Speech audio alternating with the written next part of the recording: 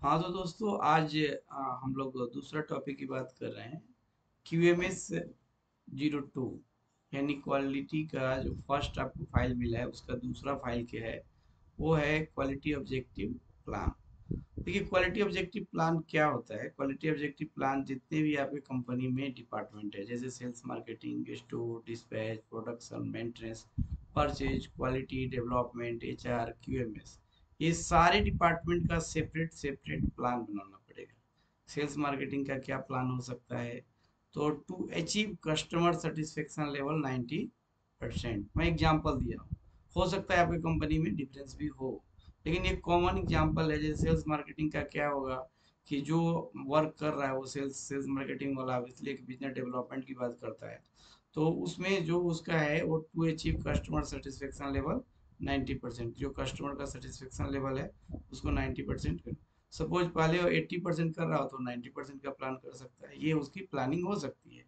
या सेल के टर्म में बात करें तो टू नेट सेल इंक्रीज, जितना भी सेल कर रहा है उससे इस क्वार्टरली में या ईयरली या 6 मंथ में वो सेल इंक्रीज करेगा, तो ये सेल्स मार्केटिंग का प्लान हो सकता है।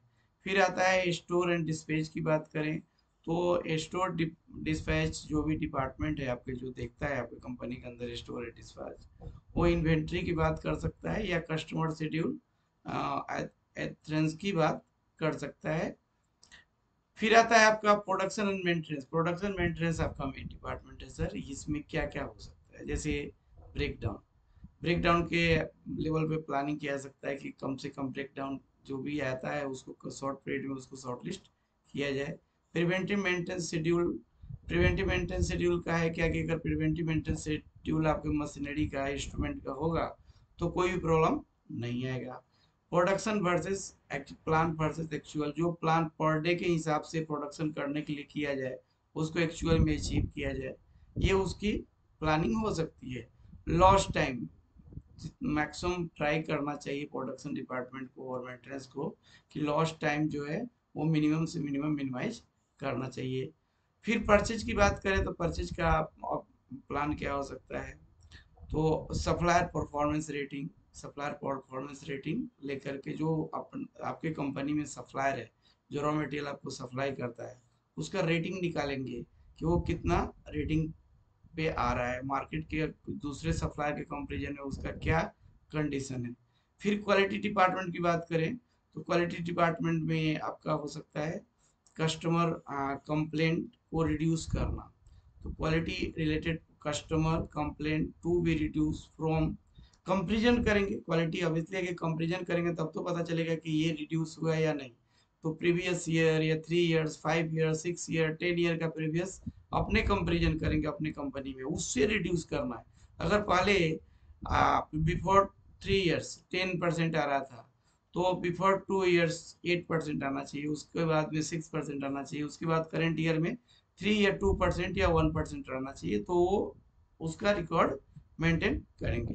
टेस्टिंग फ्रीक्वेंसी इंक्रीज, ये भी उसकी प्लानिंग हो सकती है क्वालिटी ऑब्जेक्टिव को अचीव करने के लिए क्वालिटी पॉलिसी का।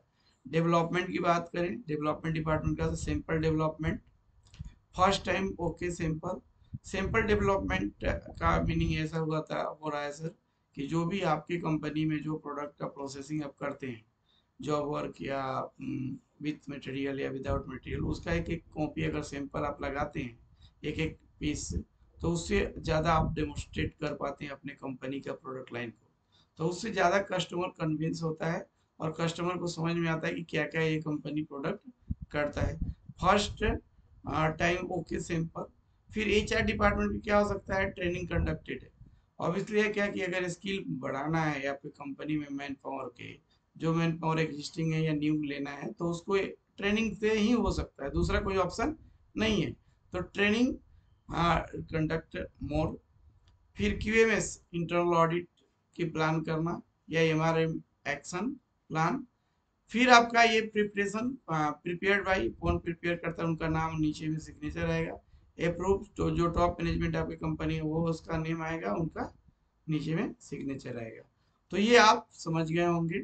अब इसलिए क्या कि शुरू से लास्ट तक एक बार ब्रीफ कर देते हैं। यहाँ पे आपकी कंपनी का लोगो आएगा, यहाँ आपके कंपनी का नेम आएगा, यहाँ डिपार्टमेंट ऑलरेडी दिया हुआ है क्वालिटी ऑब्जेक्टिव प्लान, ये डॉक्यूमेंट नंबर, ये ए मीन्स फाइल ऑब्लिक क्यूएमएस, कौन सा डिपार्टमेंट, क्यूएमएस ऑब्लिक 02, यानी दूसरा ये फाइल रिवीजन 0, यानी आपके अभी कोई रिवीजन नहीं हुआ। किस डेट में बना है ये डॉक्यूमेंट, तो 29 जनवरी 2024।